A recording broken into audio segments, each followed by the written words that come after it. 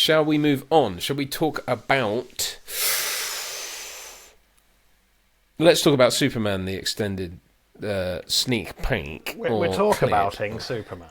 The Superman, which I believe there's the potential for a new trailer to drop in 3 days from the time of recording, which will be on the 18th. Yeah, because this is I think. coming round, right? Like, this is happening July, soon. yeah.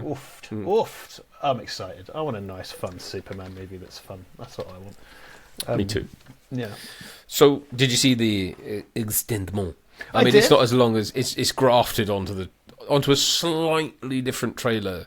But basically the original trailer, so it sort of looks like it's 7 minutes or so. It's not.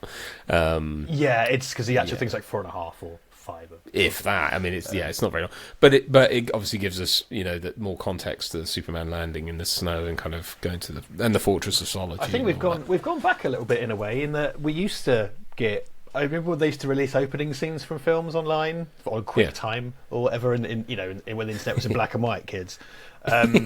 And now, because something else did this, here's a scene thing recently, and I can't think what it was. Well, they did it with The Dark Knight and The Dark Knight Rises, but because it was grafted onto other films ahead of. If you went to the IMAX, those were the IMAX scenes, like the bank robbery and the plane thing. Yeah, and then they sort of got released online, and I gathered this was released in front of Minecraft. But to save us all from Minecraft, they put it online. So there we are. But yeah, so I'll give you my quick take on it. I loved it in a lot of ways. I thought I loved the sort of the. I mean, it's funny because it's sort of a weird. They very heavily lean into the Williams theme in places. Obviously, the Fortress of Solitude looks like the Chris Reeve Fortress of Solitude, with crystals and stuff like that. But I love Krypto. I love the fact that he jumps on him, like he's got broken legs and he beats the crap out. It was so obvious that the humour was going to be Krypto acts like a regular dog. Yeah, it's always going to be the thing here. So, and I gather there's things like he goes out and hunts like polar bears or whatever because he's. He's a dog. He's just a small terrier, but of course he's got superpowers. I love the robots. I love the fact that he goes like, "We won't appreciate it. We don't have it." We have no sentience. Yeah, and then number 12 goes, "He looked at me," and it's like, so it's kind of like, what? Like, are they upgrading their I don't know, but great. It's just great. I love all that stuff. Which and I think people is sort Alan of dogged Tudyk, on it. By the way. I think is it? Oh, I brilliant. So well, he's totally... continuing his voicing robots career, but brilliant. I love all that sort of real nutty Silver Age kind of. It's what we've said since the beginning, man. It's what we said since the beginning with this. Do nutty Silver Age. And Superman having Superman robots, as they are called, is a properly Super Age thing, and it's fucking Krypto taking him to his Superman robots. It is the most Silver Age, and they do. Have you read All Star Superman, the Grant Morrison? I've seen but I saw the animated. Oh, cool. I have read it. I have read it. Yeah, okay. I have read it a long time ago. Sorry, yes, I have read it. Because I saw the animated film as well. They're a bit like the Superman robots because I think one of the classic Silver Age things is the Superman robots just look exactly like Superman, but then there's a kind of blue metallic versions and everything. Yeah. So I remember the All Star one. There's that bit where he's like pushing on that thing that weighs 1,000 12T quintillion tons. Yeah. And he's like, because he gets more and more powerful, doesn't he? In that. Yeah, because he's overloaded on solar radiation. Comic fans. So it really. I love the little thing with all the lenses, and he says something like 1220, please, and it's like boom. I just thought it was great. Look at Superman. I see a lot of hate for all this stuff, and I'm going. It's childish tribalism because they're not getting their fucking that Snyder thing. Look, guys, it didn't pan out. You're not getting another Snyder thing. I'm sorry. He had his go. It didn't work. Maybe enjoy a different interpretation. It shouldn't all be sad and miserable. Let's go the other way for a little while, see how that works. I will say this, so there's again glimpses of Superman from David Corenswet. I'm not at all suggesting for a moment that I won't like him as Superman, but the trailer they originally released just showed him being miserable all the time, and I was like, please stop doing this with Superman. But it's that little nod he gives to number 12 or whatever she is, and he's just like and then when Krypto's jumping all over him, he's like, yeah, get out.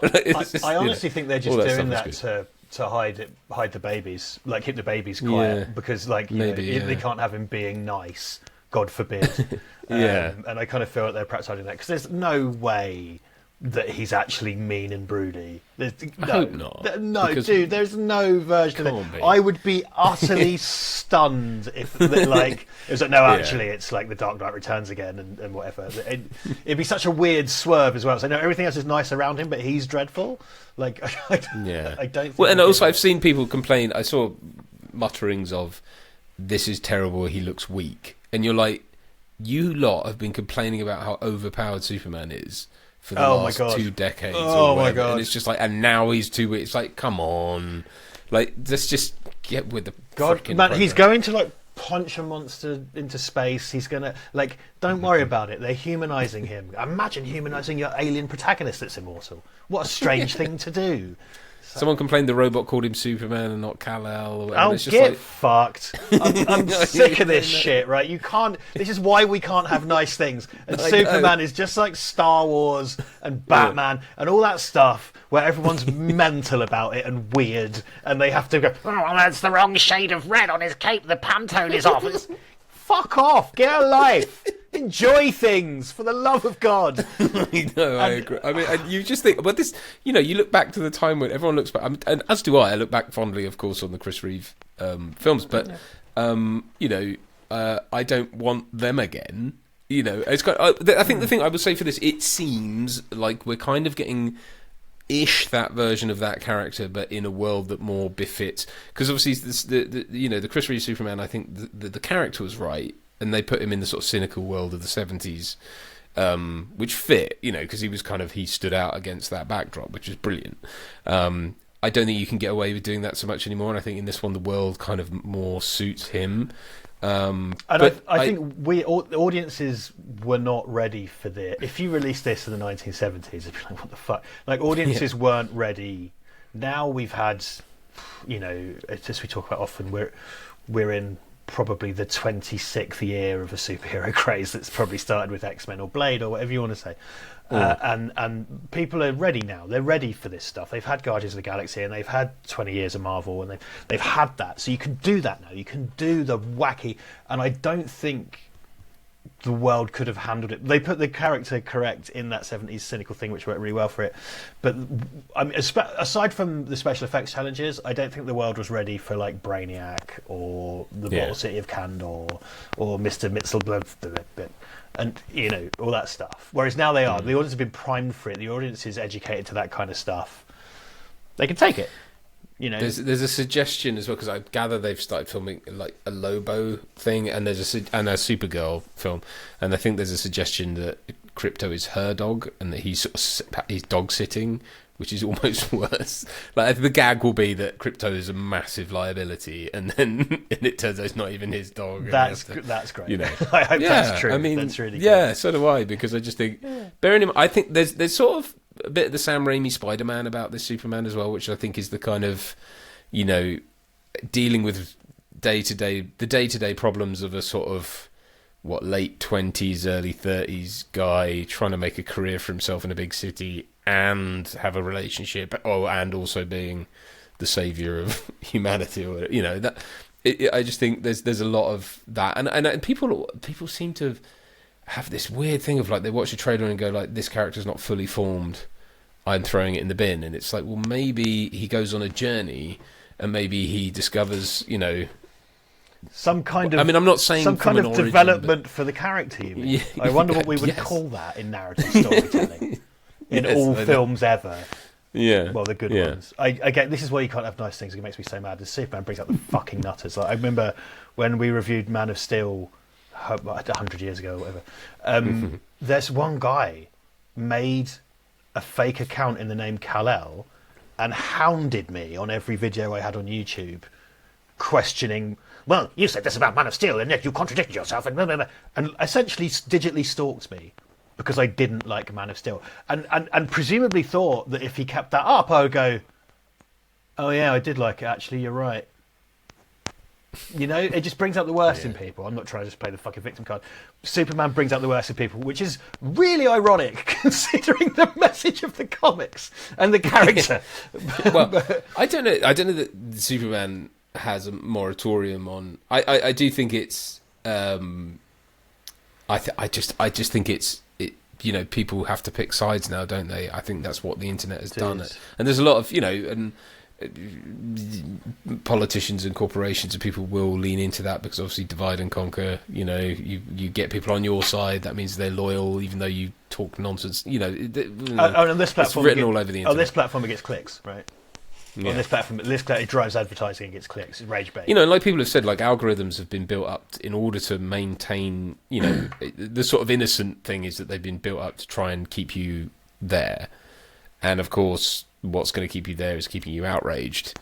So and things that keep you outraged in ways that you already are outraged. So it's an echo chamber. It sort of builds upon. So and it's kind of almost like you could say that cynically that's corporate greed, or you could say that's just if human nature being reflected back at ourselves. I don't know, but let's try and be more like Superman.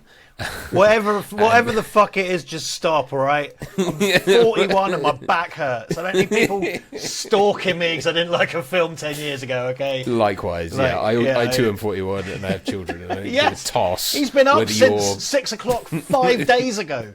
Leave him alone. I mean, pretty much. Yeah. Well, my daughter came in to me 3 times last night, claiming to not have fresh water and all sorts of other nonsense, which is right. So I didn't even get however long, but that's not the point.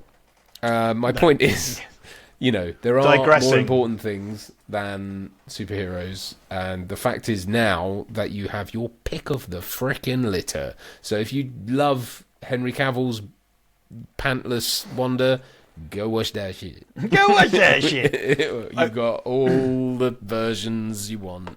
Yeah, and this is it. This is another version. If you don't like it, another one will come along in a few years. The original thing you like is still there. You're not entitled to a new version you like. God knows I've not liked the last few, but I'm just waiting for one to come along that I will. And I'm not going to make any weird threats on the internet about it. Just stop. It's just like Star Trek. I'm sure AI has got you covered. Just ask ChatGPT to make you a new Superman. One where he stomps on kittens or whatever the fuck you want. I will say something I didn't realise that I should have put 2 and 2 together on is that the score for this is by John Murphy, who did Guy Ritchie, Matthew Vaughn, Danny Boyle, James Gunn movies. Like Sunshine is one of my favourite scores ever, with Adagio in D or whatever, that amazing. It was they reused in Kick-Ass 2, and then I love the music 28 Days Later is amazing. I bummed off about that movie enough, but knowing that it's John Murphy who has a very different style, and they're going to slot in the Superman theme, but in its own way, I consider that a very safe pair of hands and one that I'm interested to hear. Well, they did. It's funny because in that extended bit, the bit where Crypto grabs the thing and he drags him off, there's a bit of fairly generic superhero-ness, and it's when they shine, I think, the sunlight on him, you just get that boof of Williams, and it just feels like the Williams score. I don't know. It doesn't seem orchestrated differently. I know in the trailer there's that guitar-y sort of guitar one, which I think I think it's a wait and see with that what that's going to be like. But also, I do kind of think we should probably just accept that that's Superman's theme now. And one of the I really, really like the Hans Zimmer theme for Superman. It's fantastic. It's so good, and it's the best other Superman theme. Not that there's a lot to pick from, but there is the television and all the other things. Well, there's the animated series. There's the Fleischer cartoon. There's Lois and Clark. The Lois and Superman one, the more recent one, the Tyler one. I agree. I think Hans Zimmer's score for Man of Steel is brilliant, especially in light of having done Batman before it. He then had to do Batman again for Ben Affleck, and it was kind of it just got. But then they bought tail. Bloody. Junkie. Well, Junkie XL was in. Danny Elfman. Danny Elfman came back again, and then they fucking because that was just horrible corporate meddling that was very obvious. Because I happen to think they should have let Zack Snyder release his version instead of the one that Joss Whedon did. I still would have hated it, but at least it would have been someone's undiluted vision. I'd rather that than the weird committee version that we got. I mean, I have watched both, and I do hate them both, but I have my reasons. The Whedon one is it's just a hatchet job, and it's not any. I don't blame Whedon, but it's just dreadful. And then the Snyder one is also dreadful. It's very much a Zack Snyder movie. So. It's just long and ponderous. It's not even ponderous. It's sort of long and vacuous and empty, pretentious. It has all these visually, ridiculously big ideas that it can't match. Like, it's sixth form philosophy student shit. Yeah. But for 4 hours or however long it is in a weird aspect ratio because that's clever, and also you get it in black and white because that's real clever too. I know. No, I'm with you on that. I was like, and that I think should just sum up. No offense to Zack Snyder, who I think as a sort of stylistic gun for hire can do good work. I just think when you go, please shepherd an entire IP, and his $1 billion, it's like no. He's a very striking and original visualist, and I've always said that. I don't agree with a lot of his choices, like Army of the Dead, the way he shot that. I'm just like no. But it's a bit like it's just like Michael Bay. It's very difficult to make a Michael Bay movie or a Tony Scott movie. I've said this a million times. It's very difficult to do what they do. Edgar Wright's very good at imitating it because he's just like very scholarly with how he approaches these things. I love Edgar Wright movies, ironically. I don't like Michael Bay or Tony Scott's films. God rest him, R.I.P. But I like Tony Scott. I know they have a aesthetic. Yeah, and there was something to them. Yeah, and also I like his stuff way more than Michael Bay movies. But there was, it's a really, and it was on film. They were both doing really difficult technical stuff. Like if you look at Domino, it's all those kind of multiple exposures and stuff. It's crazy. I happen to not like it. Fine. Yeah. That's the thing. But I think also don't let him write stuff, man. Rebel Moon was mostly about corn. Like, oh god, I started watching that and I was like, done. Yeah. And I was like, well, I'm gonna get drunk now.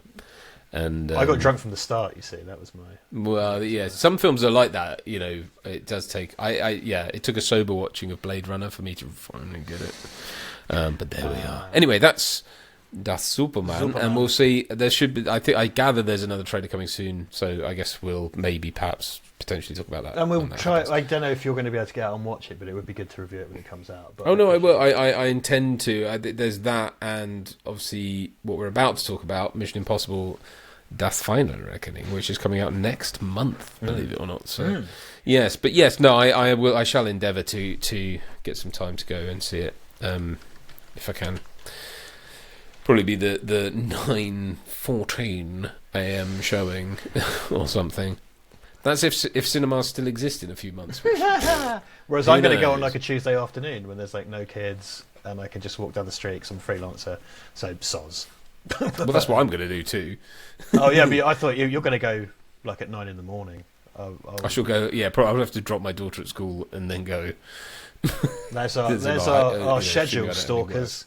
If you want to as also a freelancer, really, I think things are pretty quiet. Yes, there is that. So there's that. So.